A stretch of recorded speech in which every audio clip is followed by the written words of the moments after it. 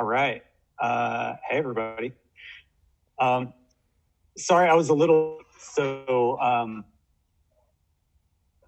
not sure what I missed at the beginning today, but just real quick, for those of you who don't know me or weren't here for the intros yesterday, I'm Rick Wayman. I'm the CEO of the Nuclear Age Peace Foundation. Long time DC Dayer, spent a number of years on the ANA board, etc. So happy to be here this morning or your afternoon to talk about this. So let's see here. The Treaty on the Prohibition of Nuclear Weapons. So I'm going to give some basic info and then get into a little more detail as well. So the treaty, and I don't want, we don't have a acronym jar to contribute to right now, but it's called shorthand TPNW, Treaty on the Prohibition of Nuclear Weapons. I might slip into that later. It came out of a series of international conferences on the humanitarian impacts of nuclear weapons in 2012 and 2014. So, you know, these things are a process, and while 2012 feels like a long time ago in many senses, in UN terms, this was actually incredibly fast how this all played out. So anyway, in 2017, about 100 nations, well, no, let me rephrase that. Well over 100 nations came together along with a strong contingent of civil society. That's us. That's nonprofits, NGOs from around the world. A number of ANA member groups were a part of that. So all came together, these nations, civil society groups, to negotiate a treaty. And the in-person negotiations at the UN in New York were really a remarkable experience. Up to that point, my participation in conferences on nuclear weapons at the UN were pretty much limited to an observer role. So kind of like sitting up in the balcony, watching what the countries are doing. Perhaps a sparsely attended afternoon session where groups like ours could give presentations. Normally at the UN, if you're lucky, you can catch a representative of a country in the hallway or in the elevator or at the cafe. This experience for this treaty was remarkably different. Civil society had a huge influential voice in the negotiations, and most countries that were participating took what we had to say very, very seriously. So in July of 2017, after many drafts of the treaty, it was time to adopt it. And the final vote on adopting was 122 in favor, 1 opposed, and 1 abstention. So there was a lot of disagreement, perhaps, in the movement leading up to this about, is this the right strategy? And the moment that I knew with 100% certainty that this was the right way to go was on the opening morning of the treaty negotiations. The U.S. ambassador, Nikki Haley, led a protest outside of the General Assembly meeting hall. The tables had turned, right? We're always the ones protesting. And suddenly we had the U.S. ambassador flanked by the UK, some of the other NATO countries, other nuclear armed states, standing with her, and they were outraged that this was happening. So clearly they were taking it seriously. Clearly they were threatened by it. And clearly they still are. I'll get to that later. So all of the nuclear armed countries and most of their NATO allies actively boycotted these negotiations. The Netherlands, which is a country that is part of NATO, it's a country where the US forward deploys B-61 nuclear bombs under the auspices of NATO. The Netherlands was forced by its parliament to participate in the negotiations due to overwhelming public pressure. So basically, the Netherlands would have been like every other NATO country, every other nuclear armed country, and just boycotted it. But there was such an outcry and such a strong public movement in the Netherlands that the parliament forced the foreign ministry to attend.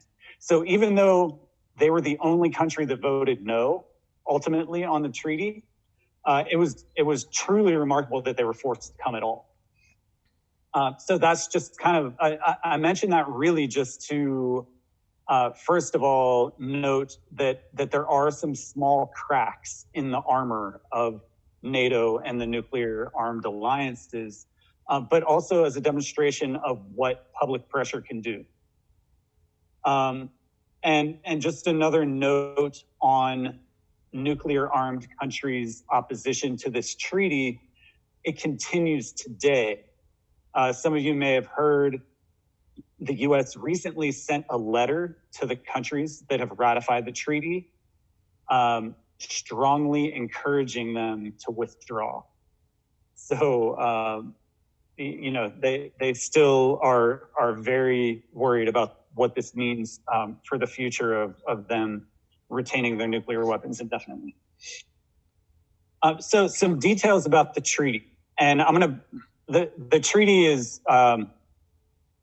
it's not that long. It's a few pages long, definitely worth reading. And what I'm going to summarize here first are the prohibitions that are in the treaty. And that would make sense, right? Because it's the treaty on the prohibition of nuclear weapons. So what exactly is prohibited? A lot of things. It's prohibited to develop, test, produce, manufacture, otherwise acquire, possess, stockpile, transfer, use, or threaten to use nuclear weapons. It's also prohibited for any country that is a part of this treaty to assist, encourage, or induce anyone to engage in any of these prohibited activities. They can't seek or receive any assistance to engage in prohibited activity. And that's really important, that prohibition clause, seeking or receiving any assistance. There's going to be a lot going on here in the next couple years around interpreting that as to how financial institutions relate, right? So if a bank that is based in a country that's part of this treaty is financing a company that's producing nuclear weapons in the US or the UK or whatever, what's up with that? How does that play out? So that's a really interesting prohibition. And then just the last one, it's prohibited to allow stationing, installation, or deployment of nuclear weapons on your territory.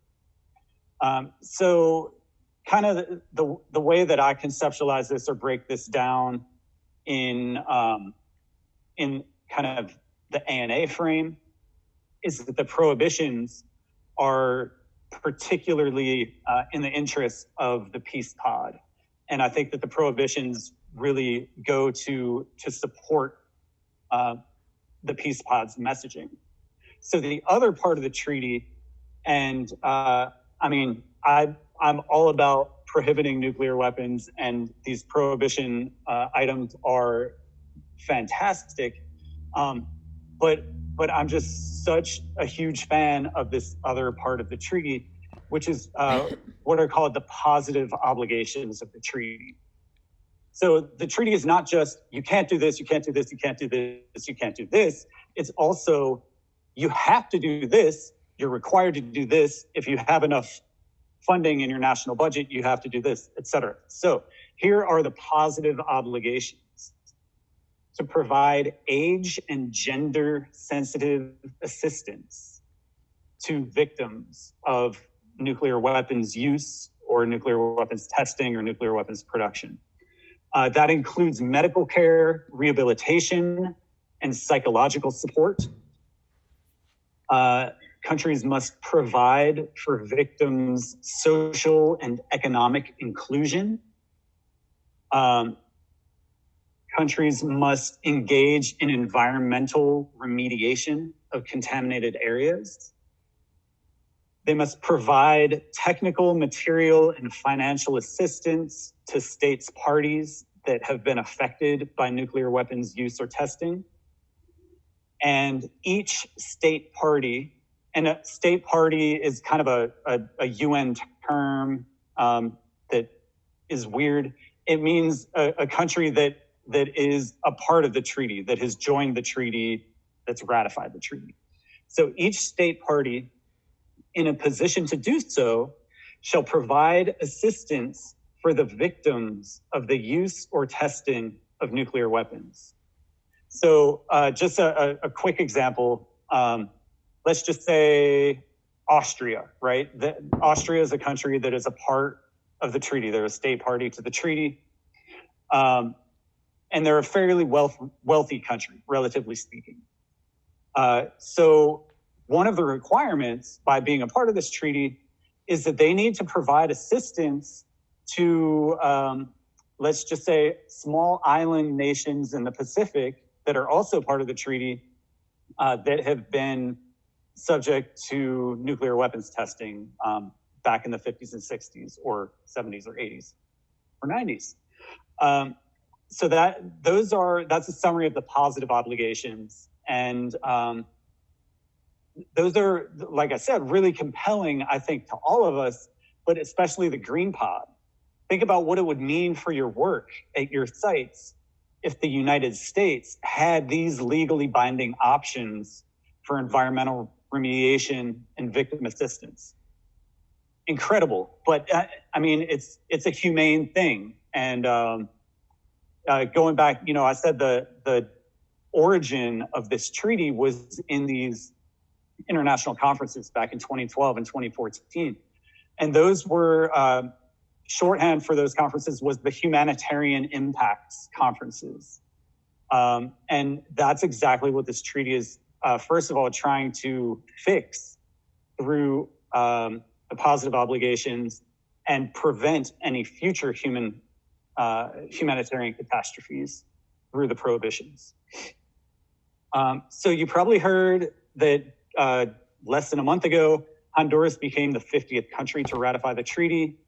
That triggered a 90-day countdown to entry into force. So the treaty will officially become binding international law to the states parties on January 22nd of 2021. The effort to get countries to ratify is not stopping now that we've hit that magic number of 50. More countries signing on will strengthen the treaty more and more.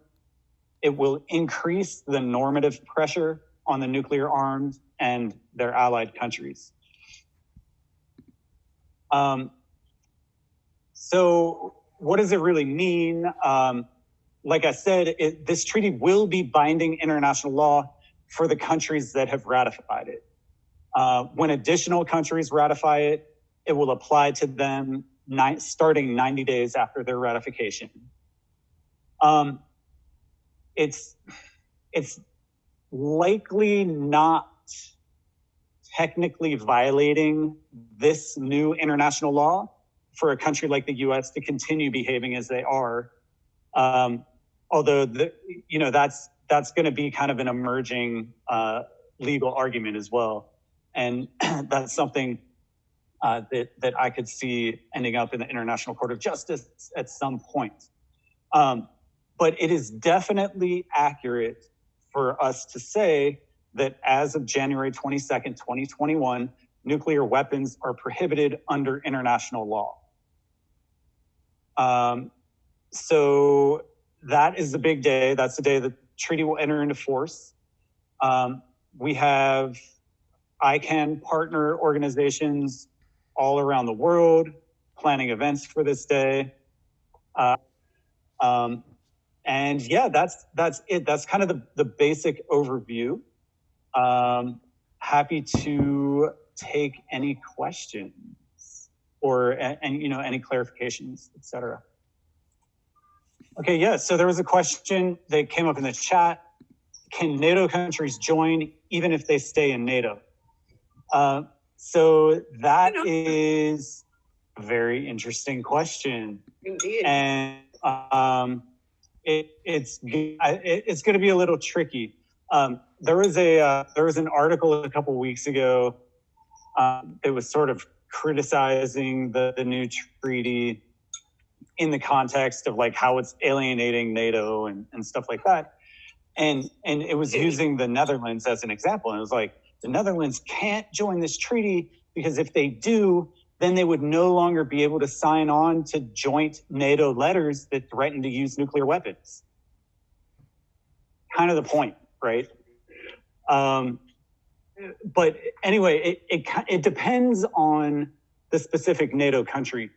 It would be more complex for a country like Netherlands, Germany, Italy, which literally have nuclear weapons on their territory in the treaty. Some of the other NATO countries that don't have the forward deployed weapons would have an easier time. But they would definitely have to disentangle themselves. And there are really amazing efforts going on. I know that Spain has some really strong civil society efforts happening right now, trying to get their government to sign on. So it'll be an interesting thing to navigate. But that's one of the points of this treaty is it's challenging. And it's going to challenge countries to do the right thing and make some really decisions that are hard for them anyway, or that they perceive as hard. So that's kind of a non-answer. It's not like a definite yo. They definitely join the treaty, but they're going to have to take some act to disentangle themselves from the explicit NATO nuclear policies.